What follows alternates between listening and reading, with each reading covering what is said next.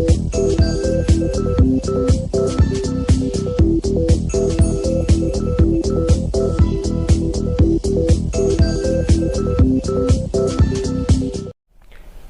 Friends, welcome to channel Masters of Botany. Again मैं हूं आपका दोस्त विनय कुमार सिंह और इस वीडियो में हम जानेंगे एनसीबीआई के ब्लास्ट फीचर के बारे में।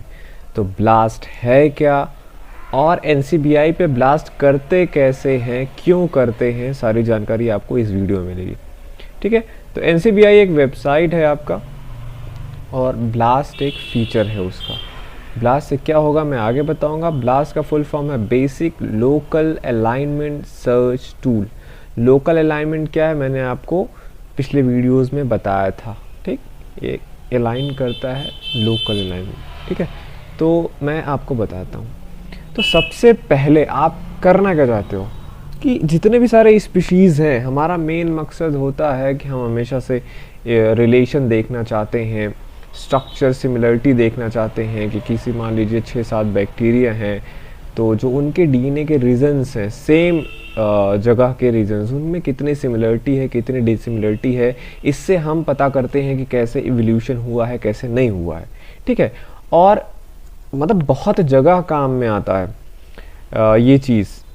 ठीक, जैसे मान लीजिए आपको कहीं पे प्लांट्स की अगर हम बात करें तो कहीं पे आपको पॉलन ग्रेन मिला। ठीक, आप उस पॉलन ग्रेन से उसका डीएनए निकाल सकते हो और फिर एनसीबीआई का ब्लास्ट का फीचर का यूज़ करके ये पता कर सकते हो कि वो किस प्लांट का है। मान लो मैंगो, नीम, ठीक, ये सारे प्लांट है। तो मतलब आपके पास छोटा सैंपल हो। एनिमल के केस में मैं आपको बताऊं या ह्यूमन के केस में मैं आपको बताऊं, अगर किसी का आपको ब्लड का सैंपल मिल जाए तो उससे आप डीएनए आइसोलेट करके पता कर सकते हो कि ये किस एनिमल का ब्लड है। तो बहुत सारे फीचर्स हैं इसके। ठीक है, और तो स्पीशीज चाहे वो प्लांट्स का हो, चाहे किसी आर्थ्रोपोड्स का हो, चाहे पाइसीज का हो, चाहे और किसी इंसेक्ट का हो, जो भी आपका क्वेश्चन हो, जो भी अननोन हो आपके लिए, आप उनका डीएनए निकाल सकते हो, आरएनए निकाल सकते हो और उनका प्रोटीन आइसोलेट कर सकते हो और फिर उसके बाद हम उसका सीक्वेंसिंग कराते हैं। ठीक है, जैसे मैंने आपको बोला था फास्टा फाइल, तो हमें फास्टा फाइल के फॉर्मेट में वो मिलेगा जिसका यूज़ करके हम ब्लास्ट करके पता करते हैं कि ये कौन सा ऑर्गेनिज्म है। ठीक, इतने सारे स्टेप हो गए। अब मैं अपनी कहानी आपको बताता हूँ। मैं एक फॉरेस्ट एरिया है हमारे उत्तर प्रदेश में, वहाँ पे घूम रहा था। ये मुझे प्लांट मिला। ठीक है, इसके बारे में मुझे पता नहीं था कि ये कौन सा प्लांट है। तो मुझे इस टेक्निक के बारे में पता थी कि हाँ ऐसे ऐसे करके कुछ तरीका है जिससे मैं इस प्लांट के बारे में जान सकता हूँ। या तो मेरे पास एक और तरीका है कि कोई बुक्स ऑफ फ्लोरा का यूज़ करके मैं इसका पता कर सकता हूँ। वो तो मान लीजिए एक कन्वेंशनल तरीका हुआ प्लांट की आईडी पता करने का। अब एक तरीका मैं आपको बताता हूँ जिससे आप और जो है किसी का आईडी जान सकते हो। ये प्लांट आपको मिला। अब इसमें पहला स्टेप आता है आपका डीएनए एक्सट्रैक्शन का।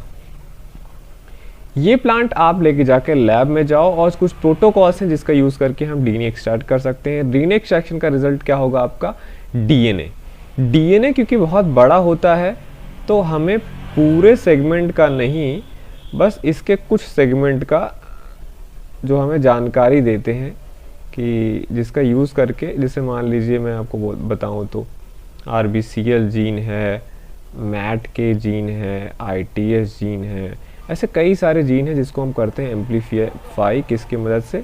पॉलीमरेज चेन रिएक्शन की मदद से। जो जब ये एम्पलीफाई हो जाता है इसके बाद हम उस रीजन का सीक्वेंसिंग कर लेते हैं और सीक्वेंसिंग के बाद हमें ये मिल जाता है फास्टा फॉर्मेट में कि मतलब इस रीजन में बेसिस का सीक्वेंस कैसा है। और ये जो सीक्वेंस रहता है ये एक प्लांट या एनिमल के लिए यूनिक रहता है। मतलब अगर आप ये रीजन उसका मतलब जो बेसिस का कंपोजिशन है वहाँ का पता कर रहे हो ना, तो वो इस दुनिया में किसी और प्लांट या एनिमल का मोस्टली नहीं होता है। ये इन सब का फीचर होता है, यूनिक होते हैं ये। ठीक है, मोस्ट ऑफ द केसेस में, सभी केसेस में नहीं, और अलग अलग जीन पे भी डिपेंड करता है कौन सा आप जीन यूज़ कर रहे हो। तो मैंने क्या किया, डीएनए एक्सट्रैक्शन किया इसका, और मैंने ITS जीन का एम्प्लीफिकेशन किया PCR की मदद से, उसका मैंने सीक्वेंसिंग कराया, और सॉरी ये मैंने RBCL किया था, ठीक है, RBCL किया था, RBCL का मैंने सीक्वेंसिंग कराया, और मुझे जो है ये सीक्वेंस मिला। ये क्या है, फास्टा फॉर्मेट है, आपको याद होगा पिछले लेक्चर से, ये ग्रेटर देन का साइन है, ये सीक्वेंस का इन्फॉर्मेशन है, ये मैंने लिखा है R, यहाँ पे RBCL डिनोट करता है, और विसिया मुझे मान लो जैसे आइडिया था कि हाँ ये विसिया का प्लांट है, पर ये नहीं पता कि कौन सा प्लांट है विसिया का, RBCL भी मैंने लिखा हुआ है, ठीक है। तो ये सीक्वेंस मुझे मिल गया। अब मेरे पास फास्टा फॉर्मेट में है मेरा सीक्वेंस। इसके बाद आप क्या करोगे, मैं अभी आपको करके भी दिखाता हूँ। इसके बाद स्टेप देखिए, आप जाओगे NCBI पे, NCBI पे मैं अभी आपको ले चलता हूँ। वहाँ पे आप चूज़ करोगे ब्लास्ट प्रोग्राम, ब्लास्ट, ठीक है। ब्लास्ट के कई सारे टाइप होते हैं, तो वो आप कैसे चूज़ करेंगे। फिर आपको जो आपके क्यूरी सीक्वेंस है, मतलब ये फास्टा फॉर्मेट, वहाँ पे पेस्ट करना होगा। सर्च सेट वहाँ पे आपको चूज़ करना पड़ेगा, या ऑटोमेटिक वहाँ पे दिया हुआ होगा तो आप वही छोड़ देंगे। फिर आप प्रोग्राम सेलेक्ट करते हो और फिर क्लिक करते हो आप ब्लास्ट के बटन पे। फिर रिजल्ट आपका वो पूरे डेटाबेस में मैच करता है और आपको ये बताता है कि उसकी पॉसिबल आईडी क्या है। पॉसिबल आईडी उस फास्टा फॉर्मेट को यूज़ करके वो कौन सा प्लांट था वो डेटाबेस में चेक करेगा, या कोई भी एनिमल हुआ, कुछ भी हुआ, बैक्टीरिया, वायरस, ठीक है। तो एक छोटा सा पहले मैं आपको आउटलाइन दे देता हूँ, ठीक। सबसे पहले जब आप, वैसा छोड़ो, मैं आपको डायरेक्ट पहले करके दिखाता हूँ, फिर ये आपको नोट्स में दे दूंगा, केवल स्लाइड दिखा के आप इसका स्क्रीनशॉट करके रख लेना, ठीक है। मैं चलता हूँ अपने इस स्टेप पे, यहाँ पे जो मैंने सीक्वेंसिंग जब करा था तो ये मुझे ये मिला था, ठीक है, ये मुझे मिल गया। अब मैं सीधे NCBI पे आपको ले चलता हूँ। ये मेरे पास नोटपैड में ये सीक्वेंस का फास्टा फॉर्मेट है, ठीक है। मैं इसको क्या करता हूँ, Ctrl+C दबा के इसको कॉपी कर लेता हूँ यहाँ पे। फिर मैं चलता हूँ गूगल पे, ठीक, गूगल पे चलता हूँ। गूगल पे जाने के बाद यहाँ पे मैं क्या क्लिक करता हूँ, NCBI सर्च करता हूँ। फिर हमारा, सॉरी ये डायरेक्ट खुल गया, मुझे केवल NCBI पे क्लिक सर्च करना है केवल, ठीक है। ये मैंने NCBI खोल लिया और यहाँ पे देखिए ये NCBI है। ये पहला जो वेबसाइट है www.ncbi.nlm.nis.gov, इस पर आपको करना है क्लिक। जब आप इस पर क्लिक करोगे तो अब आप आ गए NCBI के पेज पे। यहाँ पे आपको यहाँ पे राइट साइड में देखना है, ये दिया हुआ है आपका ब्लास्ट। हमें क्या करना है, ब्लास्ट ही करना है। हम ब्लास्ट पे क्लिक करेंगे, ठीक। तो सबसे पहला स्टेप आपको इसमें क्या करना है, देखो इसको फुल फॉर्म दे रहा, basic local alignment search tool. अब यहाँ पे ये चार चीजें आपको दिख रही है, इसका यूज हमें करना है, ठीक। ये है आपका सबसे पहला स्टेप जो मैंने आपको बताया, चूज ब्लास्ट प्रोग्राम। आपको ब्लास्ट प्रोग्राम क्या करना है, चूज करना है। तो अब इसमें कई सारे टाइप दिए हुए हैं, चार मेन टाइप के, nucleotide blast, blast x, TBL ASTN, ठीक है, ट्रांसलेटेड ब्लास्ट, और फिर प्रोटीन ब्लास्ट। चार चीजें हैं। अब आपका टारगेट क्या है, मैंने आपको बताया अगर आपके पास DNA या RNA का सीक्वेंस हो तो वो, क्योंकि क्या है वो न्यूक्लियोटाइड है, तो यहाँ पे लिखा है न्यूक्लियोटाइड टू न्यूक्लियोटाइड, मतलब जो आप न्यूक्लियोटाइड का इसमें सर्च करोगे तो वो अपने जो इसका डेटाबेस है, इसमें कई सारे सीक्वेंसेस डाले हुए हैं, कई सारे प्लांट एनिमल सबके, तो वो अपने न्यूक्लियोटाइड वाले डेटाबेस में चेक करेगा। अगर आप प्रोटीन, आपके पास मान लो प्रोटीन है, अमीनो एसिड का फास्टा फाइल, तो आपको इस पर क्लिक करना है, तो अपने डेटाबेस में प्रोटीन के सीक्वेंसेस सर्च करके बताएगा कि ये किस प्रोटीन से मैच कर रहा है। ऐसे ही ब्लास्ट एक्स का आप यूज करोगे, तब ये क्या करेगा, आपको पेस्ट करना रहेगा न्यूक्लियोटाइड, आप अपना न्यूक्लियोटाइड ही पेस्ट करोगे।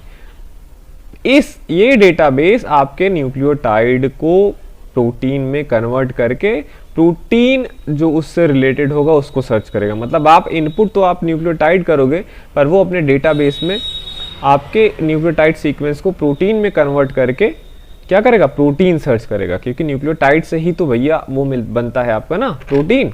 अगर आपको 3 कोडॉन दिए जाएं तो आप तो पता कर सकते हो ना जो चार्ट है कि कौन सा प्रोटीन बन रहा है, सॉरी एमिनो एसिड, तो वैसे ही वो पूरा एमिनो एसिड में कन्वर्ट कर लेता है 3 के कोडॉन को। ऐसे यहाँ पे ये जो है आपका यहाँ पे आप अगर आपके पास प्रोटीन का डेटा है तो वो प्रोटीन से न्यूक्लियोटाइड बना लेता है पॉसिबल, और अपने डेटाबेस में न्यूक्लियोटाइड सर्च करता है। तो ये चीज़ आपको पता होनी चाहिए। आपके पास न्यूक्लियोटाइड ब्लास्ट है, प्रोटीन ब्लास्ट है, ब्लास्ट स्टैटिक्स है जो कि आपके न्यूक्लियोटाइड को ट्रांसलेट करके प्रोटीन डेटाबेस में सर्च करेगा, और ये है जो आपके प्रोटीन को वो कर देगा कन्वर्ट न्यूक्लियोटाइड में, और फिर न्यूक्लियोटाइड डेटाबेस में सर्च करेगा। तो 4 चीज़ है।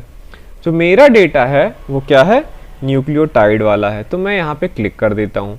अब जब मैं यहाँ पे क्लिक कर देता हूँ तब ये अगला पेज खुल के आता है, ये वाला। देखने में आपको ये चीज़ें कॉम्प्लेक्स लग रही होंगी, पर हर चीज़ से आपको मतलब नहीं है। दूसरा स्टेप आता है यहाँ पे आपका इंटर क्यूरी सीक्वेंस।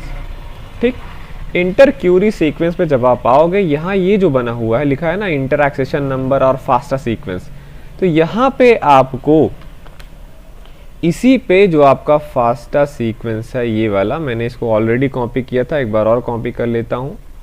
ये इसको मैं यहाँ पे कंट्रोल V दबा के पेस्ट कर दूंगा, तो आप ये देखोगे सारा आ गया। वो वाला जो सीक्वेंस था जो मैंने VCS से एक DNA आइसोलेट करके उसका सीक्वेंसिंग कराया था।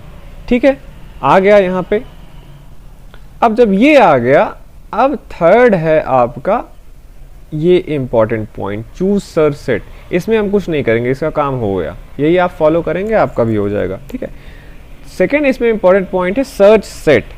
इसमें जो है कई सारे बटन्स हैं, ड्रॉप डाउन्स मेनू दिया गया है, एंटी है, न्यूक्लियोटाइड डेटाबेस, ये जैसे यहाँ पे दिया है standard database, RNA ITS database, genomic database, beta corona virus database.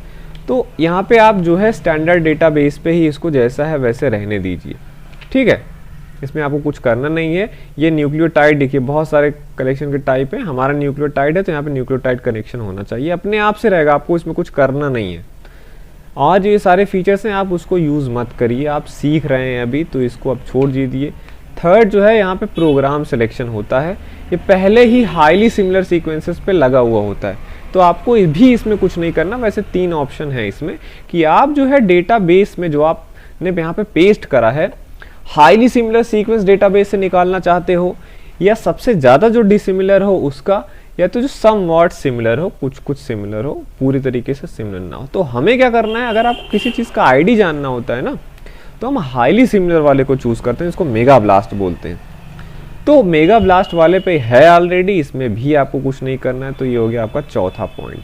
अब पांचवा क्या करना है, यहाँ पे आपको ब्लास्ट का बटन दिख रहा है, बस हमें ये क्या करना है, क्लिक कर देना है इसमें। मैंने कर दिया है क्लिक। इसने मेरे सीक्वेंस को लेके अपने पूरे डेटाबेस में से बहुत सारे सीक्वेंसेस हैं पूरा सर्च कर रहा है।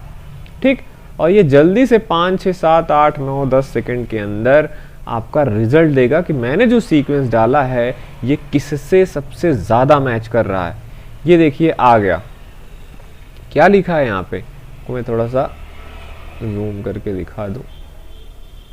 ये यहाँ पे लिखा है विसिया सटाइवा है, ये विसिया सटाइवा से ये 100% लगभग इन सब से मिल रहा है। विसिया सटाइवा जो ऊपर से सबसे ज़्यादा मैच करते हैं, और कुछ हम स्कोर भी देखते हैं कि हाँ क्यूरी कवर जो है, ये सब भी आपको ध्यान जानना चाहिए कि क्यूरी कवर जो है आपका 80-90% से ऊपर होना चाहिए। ई वैल्यू 0 होता है, परसेंट आइडेंटिटी जितना ज़्यादा है उतना अच्छा है।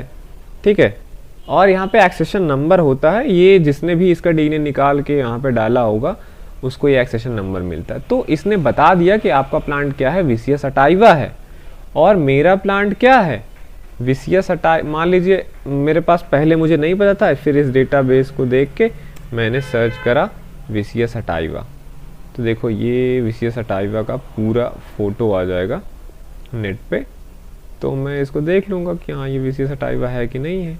अभी ये देखिए यहाँ से ये फ़ोटो, ये इससे मैच कर रहा है फ़ोटो। फ्लावर का कलर आप देखो, लीफ का लेंथ वगैरह, या इसके कई सारे साइट्स हैं जहाँ पे इसका अच्छे से डिस्क्रिप्शन रहता है। ठीक है, जैसे मान लो अच्छे से डिस्क्रिप्शन रहता है, Vicia sativa India biodiversity portal एक है वहाँ पे, तो मैंने Vicia sativa India biodiversity portal डाल दिया। ये देखो ये पहला आ गया विसिया सटाइवा, यहाँ पे मैंने क्लिक कर दिया। अब ये इंडिया बायोडाइवर्सिटी पोर्टल पे विसिया सटाइवा के बारे में खुल के आएगा। अगर इसमें इन्होंने इनके फ़ोटोग्राफ और सारा कुछ दिया होगा। वैसे फ़ोटोग्राफ तो इसमें नहीं दिख रहा है, अगर फ़ोटोग्राफ तो वैसे मान लो आपने देख लिया वहाँ से। इसके बारे में डिस्क्रिप्शन भी लिखा होगा कि नहीं लिखा होगा, डिस्क्रिप्शन इसके बारे में नहीं लिखा है। तो मोस्टली बहुत सारी स्पीच के बारे में मिल जाता है हमें, नहीं तो आप अदर साइट से क्या कर सकते हो, VCS सटाइवा के डिस्क्रिप्शन के बारे में देख सकते हो। ठीक है, कहीं ना कहीं आपको मिल ही जाएगा VCS सटाइवा डिस्क्रिप्शन। डिस्क्रिप्शन का मतलब है पूरा जो उसके मॉर्फोलॉजिकल फीचर्स होते हैं, आपने बेसिक टैक्सोनॉमी वगैरह पढ़ी होगी, तो वहाँ पे आपको मिल जाएगा। ठीक है, ये हर्ब है, हॉलो इसके स्टेम होते हैं, 4 एंगल स्टेम होते हैं, हेयरलेस होता है स्टेम, या तो थोड़ा थोड़ा हेयर भी होते हैं इसके, 2 मीटर लेंथ का होता है। तो यही सब है, और बहुत सारे वेबसाइट्स हैं, ये देखो इसमें गो बॉटनी पे इसका दिया हुआ है, flower petal colour, sepal colour, सारी चीज़ें।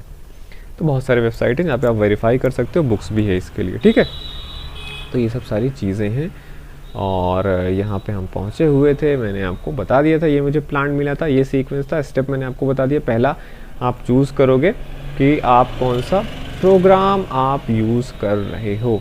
तो मैंने न्यूक्लियोटाइड ब्लास्ट किया, प्रोटीन होता तो प्रोटीन करता, और ये अगर न्यूक्लियोटाइड से प्रोटीन सर्च करना होता या प्रोटीन से न्यूक्लियोटाइड सर्च करना होता तो दूसरा ऑप्शन करता। तो मैंने न्यूक्लियोटाइड ब्लास्ट करा। उसके बाद इंटर क्यूरी सीक्वेंस, ये इसका आप स्क्रीनशॉट ले सकते हो। मैं इस जगह पे गया था, यहाँ पे मैंने क्या किया, अपना फास्टा फाइल जो है पेस्ट किया इस जगह पे। थर्ड मैंने सर्च सेट किया, मतलब ये तो वैसे है आपके थ्योरी में, पर ऑलरेडी ये सिलेक्टेड रहता है, आपको इसमें कुछ करना नहीं है। स्टैंडर्ड डेटाबेस आप देख लीजिए यहाँ पे क्लिक है कि नहीं क्लिक है।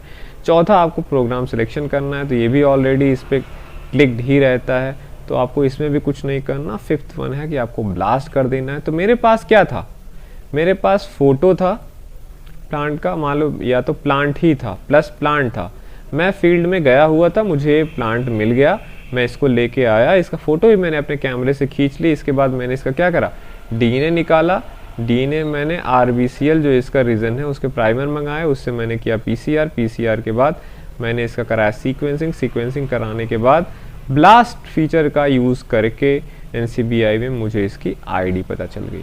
तो ये था पूरा ब्लास्ट, सिंपल। ठीक है, तो मैंने आपको फास्टा के बारे में बताया था पिछले लेक्चर में, इसमें आपका ब्लास्ट भी खत्म होगा। अगर आपको इतना नॉलेज है BSc लेवल पे, या आप कह लीजिए MSc लेवल पे भी, फिर भी आप बहुत जानते हो। बाद में इसमें बहुत सारी छोटे छोटे चीज़ें हैं, पॉइंट क्या देखना है क्या नहीं, वो बात की चीज़ें हैं। ओके, तो होप आपको ब्रीफ आइडिया मिल गया होगा इसके बारे में।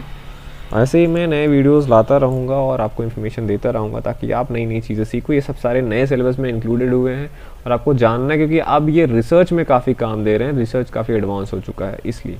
ठीक है, तो देखते रहिए आप अपना channel Masters of botany, and thank you for watching this video.